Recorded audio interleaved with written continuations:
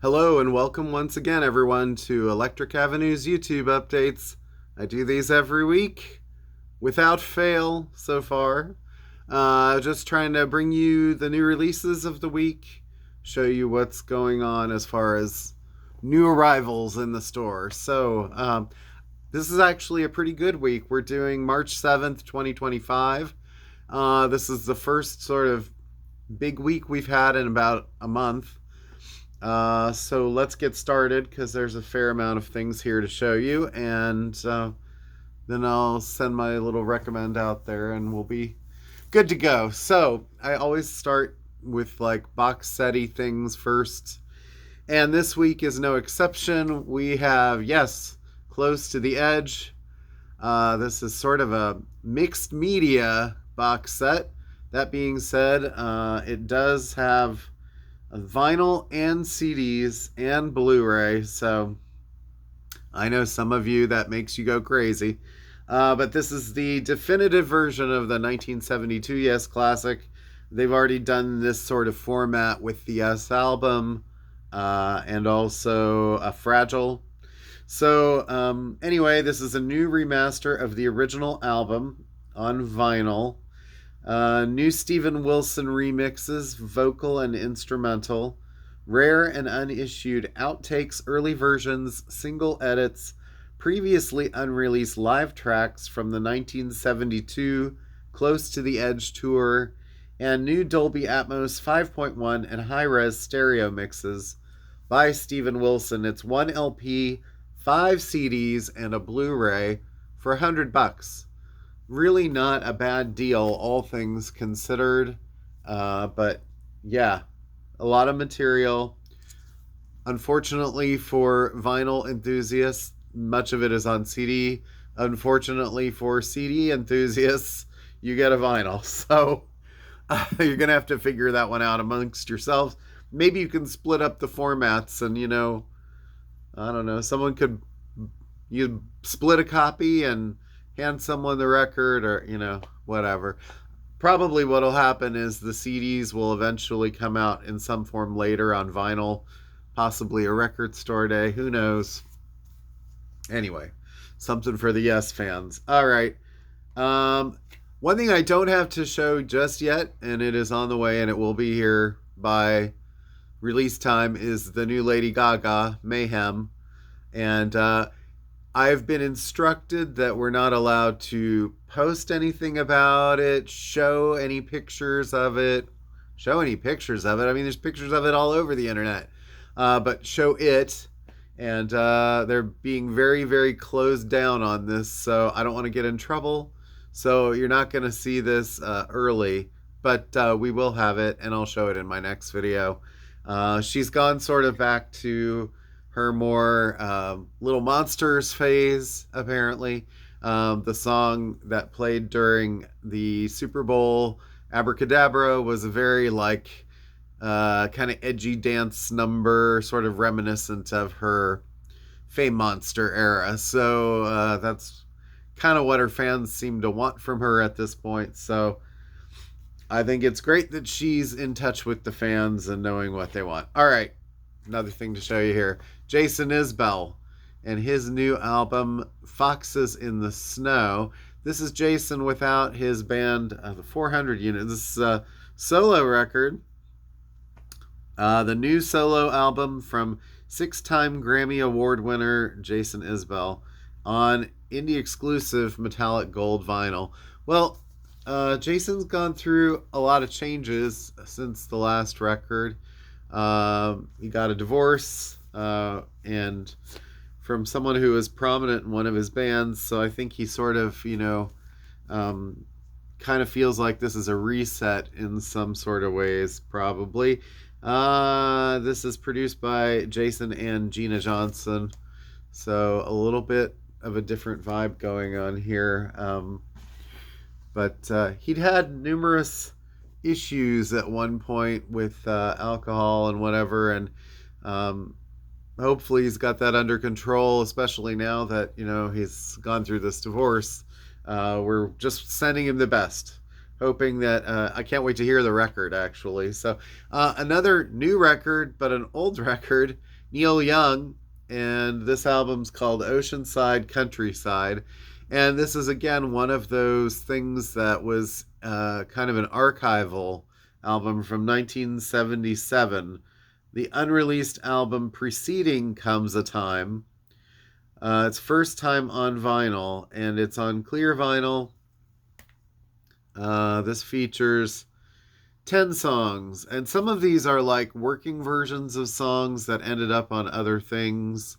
I think there's at least one song on here that was not in the expensive art anthology box set that came out from this era, but this features Sail Away, Lost in Space, Captain Kennedy, Going Back, Human Highway, Field of Opportunity, Dance, Dance, Dance, The Old Homestead, It Might Have Been, and Pocahontas. Produced by Neil Young, Ben Keith, David Briggs, and Elliot Mazer. There's the back.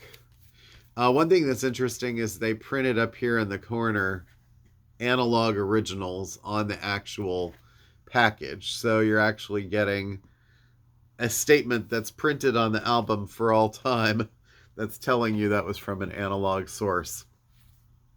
New record from Bob Mould. It's been a little while for him, ex-Husker Du. He's had several solo records at this point. This one is Here We Go Crazy. This, I believe, is it's the indie black, white, and blue smush vinyl. So it's kind of a smush. Let's see. Here We Go Crazy, Neanderthal, Breathing Room, Fur Mink Augers, Lost or Stolen. Produced by Bob Mould. So it's, it's kind of usually a punk rocky vibe, although he went through his electronica phase. Thank God he got that out of his system. It's funny, I like a lot of electronica music. I was not a fan of him doing electronic music. It's like some people are just made to do something, and when they do it, they find it and they do it best. Sometimes they should just stick with that, and I think he sort of figured that out. Noah Kahan and a live record. This one is called Live from Fenway Park, limited edition, 2 LP, Poppy and Midnight vinyls. Vinyls, we're using that word now. So it's stuff from Stick Season and before.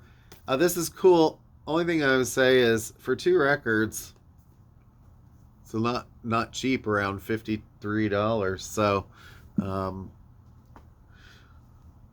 I don't make the prices. Universal would, and who knows what they're going to be if these tariffs really keep going through like they say they're going through. I pray for the vinyl and music industry if that happens, because most of the records, I mean, there are some that are made in the US, but most of them are made in places like Germany, Czech Republic, Canada, all over the place. So even if we don't get records directly from those places, the overall costs will probably go up because the companies have different arms in different countries, and they're going to have to cover those costs somehow. So I just think it's not good, especially when the prices of vinyl had already crept up from inflation. But that's not either here or there. I'm not here to give you my personal opinion. But now you know. David Bowie is a reissue of Young Americans, one of my favorite 70s records of his. And this was a half-speed master, cut on a fully customized late Neumann VMS 80 lathe with fully recapped electronics from 192 kilohertz, restored masters of the original record plant master tapes with no additional processing or transfer. So you're getting a pretty much full-on half-speed master analog transfer of this. And then for added fun and whatever, there's a picture disc version of this too, which probably doesn't sound quite as good because it's because it's a picture disc. But I don't know if it's a half-speed master edition. It doesn't really say. At least there's no sticker to tell you, but it's cool to look at, right, Dave? Hey, Dave! I miss Dave. Oh my gosh. I guess I can call him Dave. Uh, this album came after Diamond Dogs. He was kind of like ending that tour and starting to dabble in soul music. Ended up in Philly, of all places, Philadelphia, at the Sigma Sound Studios, where Gamble and Huff were recording like the OJs and stuff like that. And so he basically put together a band for this, used some of his original players, like Mike Garson is on this, but he's got, Earl Slick does play on it, but Carlos Alomar really sort of took over. He played with James Brown's band, and then bringing in David Sanborn on saxophone, who, rest in peace, David just passed too. This is the 50th anniversary of this, and then also bringing in on vocals Robin Clark, who was Carlos Alomar's wife, I believe. Ava Cherry, who David had dated a little before this. They supposedly dated, but he was still married to Angie Bowie at the same time, so maybe she knows more about that. And then also, Luther Vandross famously was sort of drafted in on this, and his career sort of jump-started right after this as well. Also gone. A lot of people who made this record are no longer with us. But I love this record. I will talk probably more about this in the future, but it does feature Fame, his first #1 hit. Hard to believe it was his 9th solo record album. It seems still fairly early into his career, but it was 9 records in 1974. And recently, the Sigma Sound Studios in Philadelphia were going to be demolished. The building was sort of not being used, and the 76ers franchise was considering putting a new stadium there in the middle of the Chinatown area and taking that building with it. It has been sort of marked as like somewhat historic, but I don't think that there's been anything sort of official saying that they can't tear the building down or anything. So it would be a real shame to lose that building because there's so much history there. You know, turn it into a museum or something, but maybe they think people don't really care about it anymore. But when you think of the whole sound of Philadelphia coming out of that, and obviously David was inspired enough by it to come here and record it here. He did his album live at the Tower Theater, just sort of down the road a bit in Upper Darby, which was called David Live. And, you know, such an iconic sound. Young Americans was also a pretty big hit from this record. And John Lennon played on a couple songs he co-wrote, Fame with David Bowie. He also had the suggestion that Bowie cover Across the Universe, a Beatles song. So they did that on here as well. Not one of Bowie's probably best cover songs, but it's interesting. He was very much into the soul and the kind of like light disco that was kind of seeping in around at the time. And not the sort of electronic disco that would come later, sort of with Donna Summer or Giorgio Moroder, but more of the kind of organic rock-based funk disco with more horns and more sort of like groovy kind of organic beats and strings. So it was well suited for that mid 70s sound. Unfortunately, Bowie was having a lot of issues with drugs and cocaine at this point, but it didn't really stop his work ethic as far as he kept working quite a bit. It's just he was maybe, for some people, sort of difficult to be around. There's a story that Ava Cherry said that it was difficult taking him to dinner at her parents' house, and he whips out a vial of cocaine at the table. Yeah, those were different days. So anyway, All right, moving along here. R.I.P. David, we miss you. Let's see. People are like, what's next? Get to the next thing. So we have Blue Note Tone Poet reissues this week. Hank Mobley, and this one's called Third Season. Features Lee Morgan, James Spalding, Sonny Greenwich, Cedar Walton, Walter Booker, and Billy Higgins. These are the ones that are remastered by Kevin Gray at Coherent Audio. And yeah, they're really well made. They sound great. And they're well into this series now. This has been going on now for, 4 or 5 years. They always come in twos, or usually do. This week, the second one is actually a Pacific Jazz, because they do license out to that label as well. And this is Curtis Amy and Frank Butler. And the album is called Groovin' Blue, and it features Carmel Jones, Bobby Hutcherson, Frank Strazzeri, and Jimmy Bond. And this is not a gatefold. The other one is. Sometimes that happens, but Pacific Jazz ones are not usually gatefold.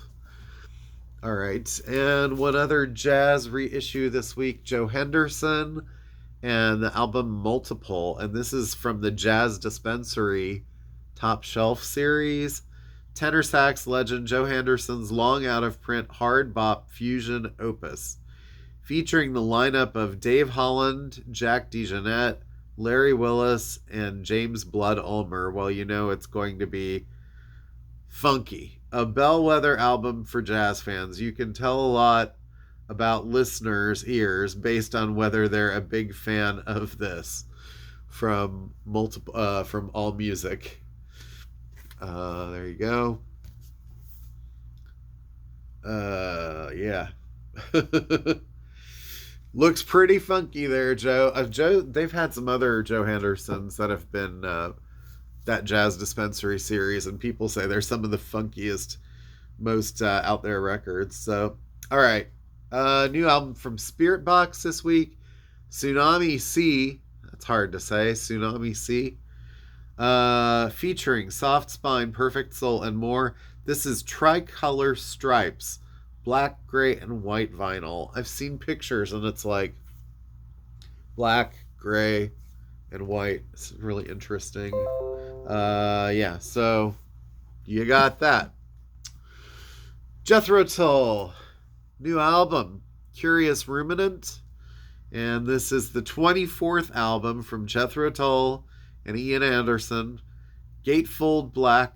There is a deluxe version, a color vinyl, much more expensive, so I decided to go with this one. Let's see. There's only 3 tracks on side 2, so we're getting back into like Tull proggy territory there. And another new record from somebody with sort of older connections to a rock star, Benmont Tench and the Melancholy Session. This is his first album for Dark Horse Records, the George Harrison label. I'm sorry, Melancholy Season, not Session. And he's a keyboardist, pianist for Tom Petty and the Heartbreakers. And this album features 13 new songs on blue vinyl. It doesn't say on the back who's in it, but it does feature some guest appearances of note. If you're interested, ask me when you're in the store and I'll look it up for you. It is online. Let's see. Then there's this piece, De La Soul and Clear Lake Auditorium. And this is from 1994 from the Balloon Mind State album. They gave this out as like a special promo. It does feature Tribe Called Quest. Let's see. Shody No. I can't even see that. Pee Wee Ellis. Let's see. Maceo Parker. Anyway, it's like a 6-track EP, and it's in this cool, like, ooh, look, it's bubbly, it's watery, it's kind of pretty cool packaging, actually. You just don't want to puncture it. Like, don't put it near your other records, probably. But see, you can see the little, ooh, water. Whatever's in there. It's funny, when it came yesterday, it was very, like, cold out. So all of this stuff was kind of, like, frozen in one spot. And as it's kind of warmed up, it's turned more into, like, what it looks like after one of those, like, popsicle sticks that you suck on, if they get, like, melted and they turn into just like a sort of watery. But anyway, I don't know. I'm easily amused by that stuff. Okay. Tony Iommi, or Iommi. Now this, with Glenn Hughes, this was actually a Rocktober record from last fall, and it got pulled as soon as it came out. I think even before it came out, technically. And because apparently one of the pictures was backwards in the pressing of the cover. So they all went back to Rhino and they started over. So this is part of that Rocktober thing. This features Tony Iommi and Glenn Hughes, the original classic album on vinyl for the first time, 2 LP limited edition, translucent cobalt blue vinyl, plus 3 bonus tracks. And the 3 bonus tracks, I'm guessing, are Slip Away, Let It Down Easy, and The Innocents. So, back out there officially. It took, 5 months for that to happen? Half a year? Cher, and a reissue of her album, It's Man's World. This is sort of a mid-90s 2 LP set. This features Walking in Memphis, which was sort of a mid-grade hit for her. One by One, which was another sort of mid-level hit. Not Enough Love in the World, and her version of The Sun Ain't Gonna Shine Anymore, which I love that song. I can't remember what her version is like, but produced by people like Christopher Neal, who I think worked with Sheena Easton, Stephen Lipson, who worked with like Annie Lennox, and Greg Penny, who worked with Katie Lang, and obviously Trevor Horn, who worked with all the big people, Seal, Frankie Goes to Hollywood, Yes. Anyway, so those are the producers on this album. It's before she went kind of back to disco with Believe, so it does not have that. But anyway, yeah. For Cher Completists, all right, another great reissue this week. Kraftwerk and Audubon, and this is the album that sort of broke them in America. This has the updated artwork that they put out 15 years ago or so. So it's not the original artwork, but it's a picture disc. Great album, the 50th anniversary of it. It's crazy, all these albums hitting their 50th anniversaries.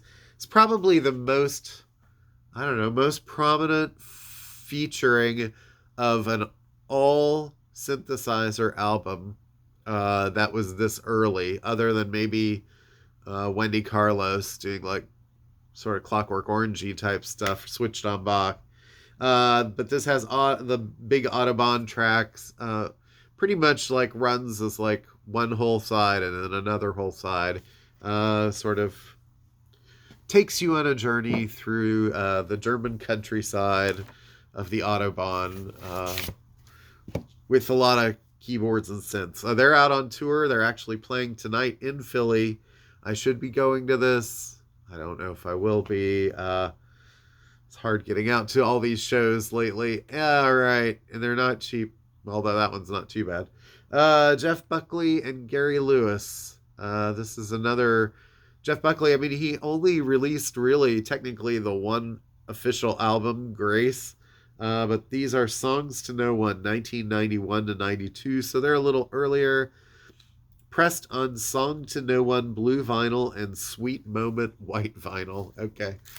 But R.I.P. Jeff. He passed so quickly after he got a little notoriety. Don't go swimming in the Mississippi near where barges are going in and out. That's just my advice. Anyway, it does have studio demo and live version of Grace on here as well. Mojo Pin is on here. So early sort of working tracks of some of those songs.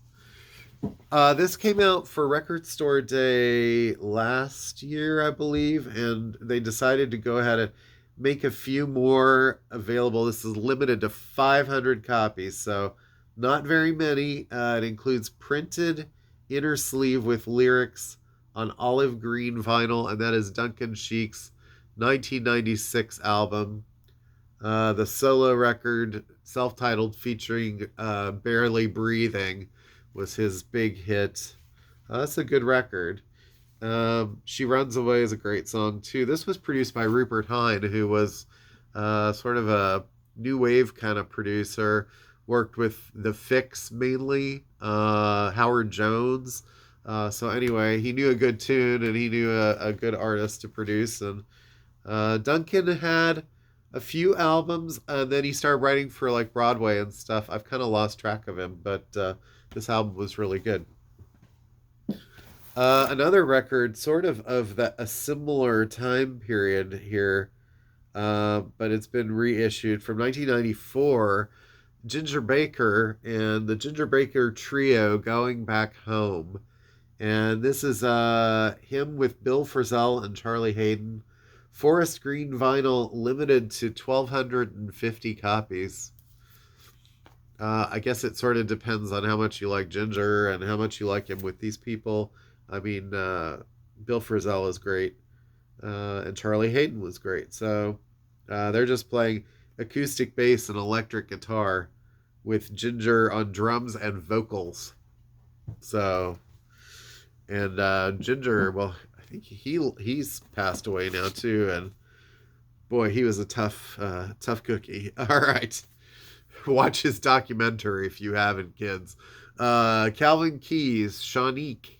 And this is the Bay Area Jazz Guitars great 1971 classic on the Black Jazz label, blue and black swirl vinyl, limited to 750 copies.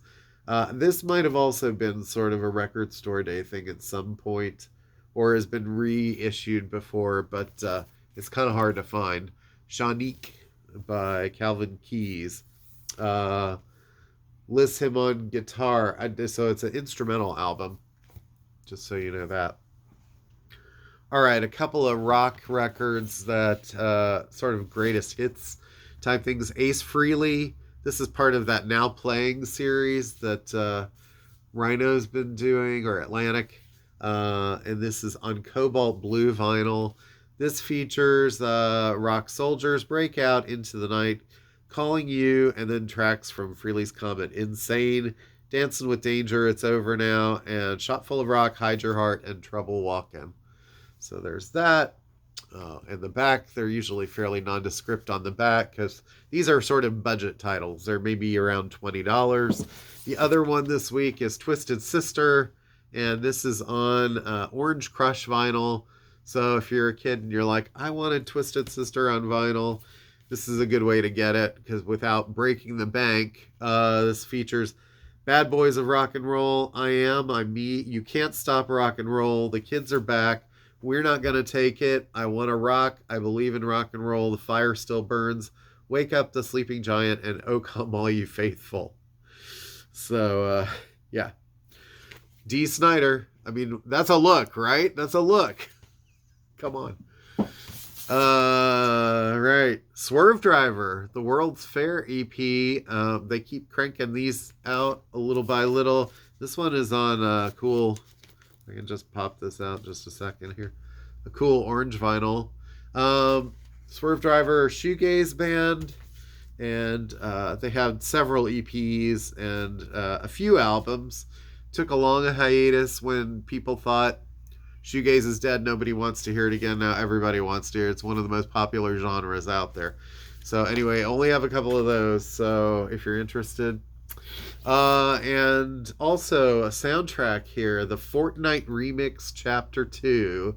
And so soundtrack to, guessing this is like the video game, right? Remix Chapter 2.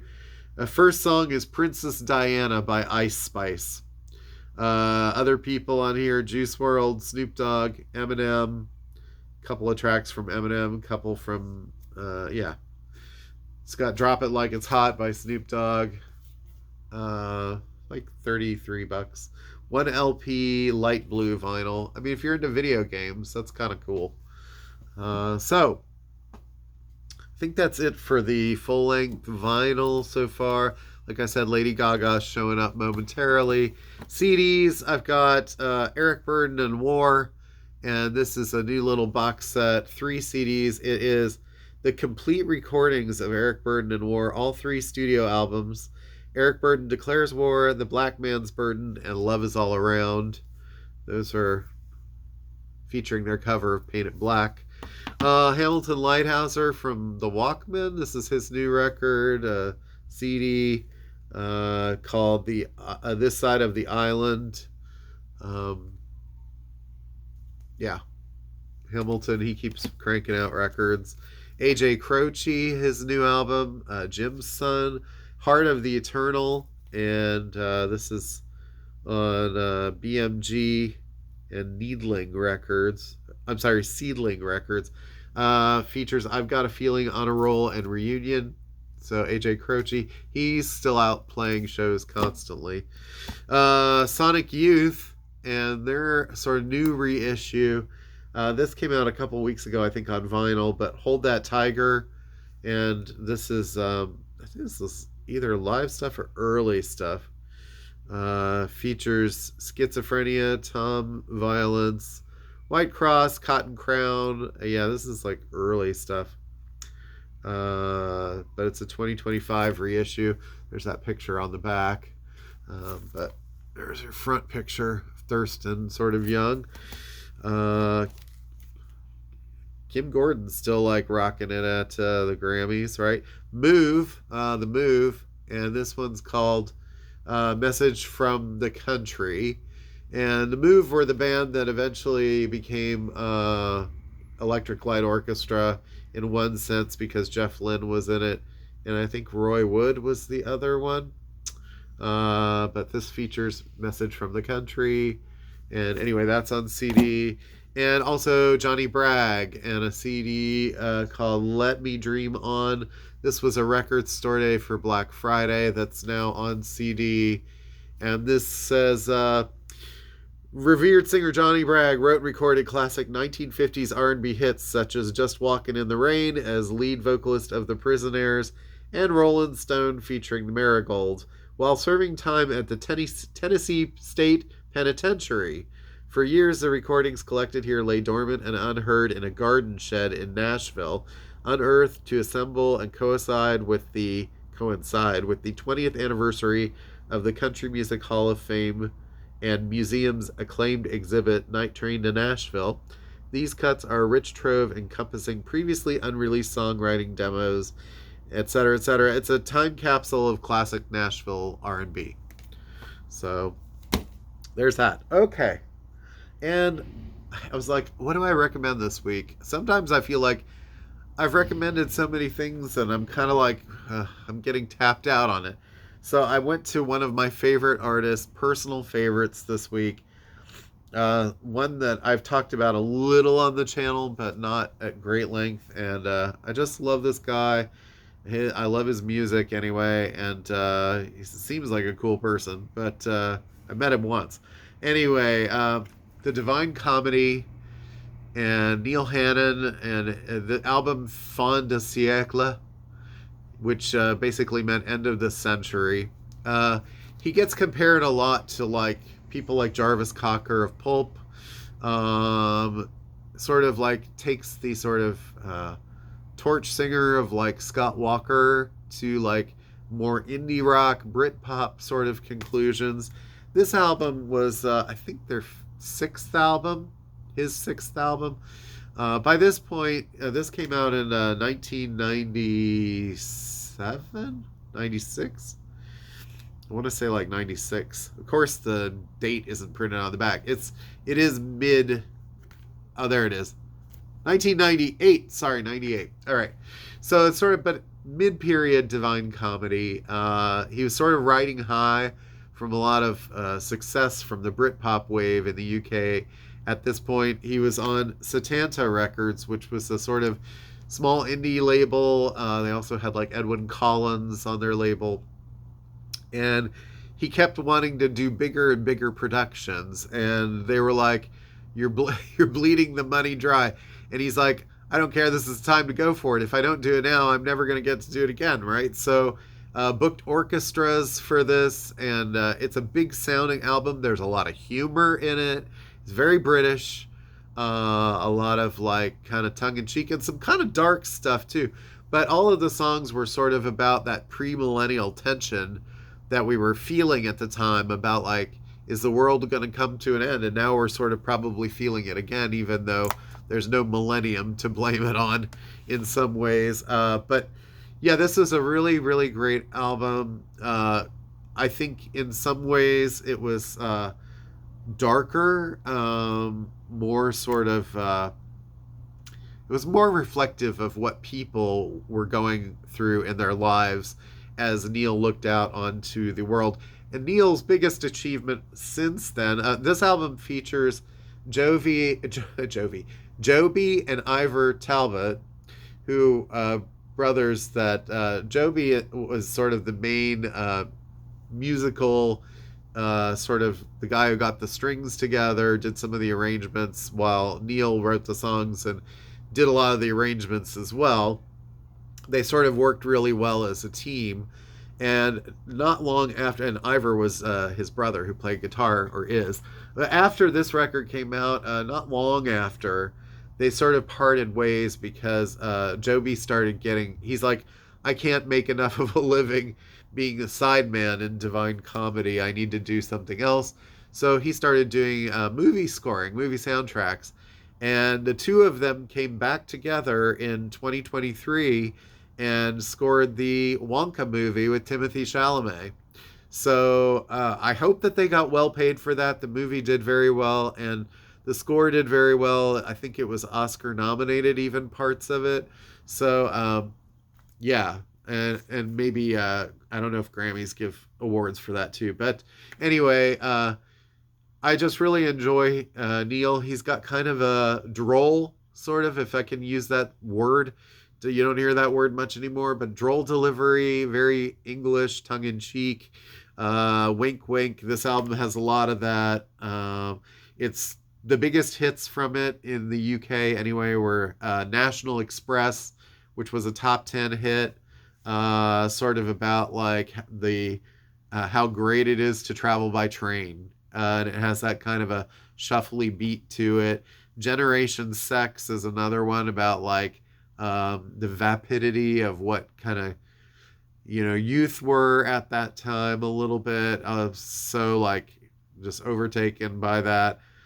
And then also I think there was another single, maybe it was Commuter Love, which was also kind of about English sort of people kind of the distance of like relationships and stuff.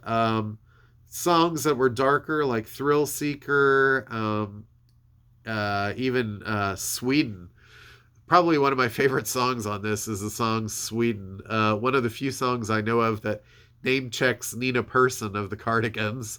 But it's kind of like a very Wagnerian sort of send-up of Swedish, what's all great about Sweden, ABBA, all that stuff. And it's very kind of dark and heavy, sort of sounds almost like a Viking type song. And that's followed by Eric the Gardener, which is almost more like a Philip Glass kind of song, the way it's got this repeated melody that sort of just goes over and over and has kind of a spirally effect. And it's more like a character piece, which a lot of Britpop was at the time, a song about watching the gardener. But these are all supposed to be songs about late 20th century. Sunrise, the last song, is about, well, he was from Northern Ireland, and it was kind of reflective of when they finally signed the treaty to sort of end all of the violence from the war with England. And yeah, other songs, Life on Earth is great. Thrill Seeker is kind of great, a little darker. And Here Comes the Flood has a big choir on it. And it's funny how songs like Here Comes the Flood are sort of reflective of, like, well, Peter Gabriel has a song like Here Comes the Flood, Life on Earth. He'd cover Life on Mars around the same time, the Bowie song. So anyway, I just think Neil's great. Great songwriter, probably one of the most exciting to me songwriters of my generation, lifetime, and sort of unheralded in the U.S. They don't really know him as well. Several albums, many albums after this. I believe he's working on a new one now. The last one is maybe 5-6 years old now, called Office Politics. It was a double album. Had some kind of funny stuff on it that maybe some people couldn't get down with. Sometimes he kind of goes almost into, like, They Might Be Giants territory. But anyway, highly recommend this. And yeah, Neil Hannon and Divine Comedy. Thanks, guys. Appreciate you watching me this week. I know that was kind of a long review. If there are artists that I'm into or whatever, obviously, I'm into everything that I recommend. But if I'm really into it, I'm going to recommend it for a while. So thanks for sitting through that. Have a great weekend. Enjoy the awakening of spring, hopefully, where you are. And hopefully you're not on fire in your region or anything, or in a massive snowdrift. So spring is an odd time. All right. And well, next week, I wanted to mention some things next week. Jimmy Page and Black Crowes, the reissue of that album is next week. The deluxe expanded live at the Greek. Next week is a great week for prog. We've got Steven Wilson's new album, Envy of None, a Rush-related release, and John Anderson Live. Those are all next week. Charlie Crockett's debut on a major label. He had 2 albums last year, and this is the third, but it's a major label release. Coheed and Cambria are back. Other albums from Throwing Muses, Clipping, and Dorothy. There's a Nels Cline if you're into Wilco. Also, Fish are reissuing a live one. I know it was sort of available online, but that'll be available in stores. And a bunch of jazz and blues reissues next week. Joe Pass, Art Pepper, Mississippi John Hurt, Lonnie Johnson, Archie Shepp, Marion Brown. Lots of Verve acoustic sounds, Bluesville, OJCs, stuff like that. So always stuff coming. And Record Store Day is a month and a week away. We're talking April 12th. So it'll be here before we know it. Thank you so much again. I'll show you Lady Gaga next week, but it will be here Friday for new release day. All right.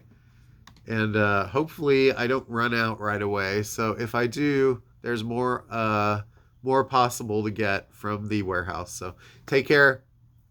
Peace. See you next time.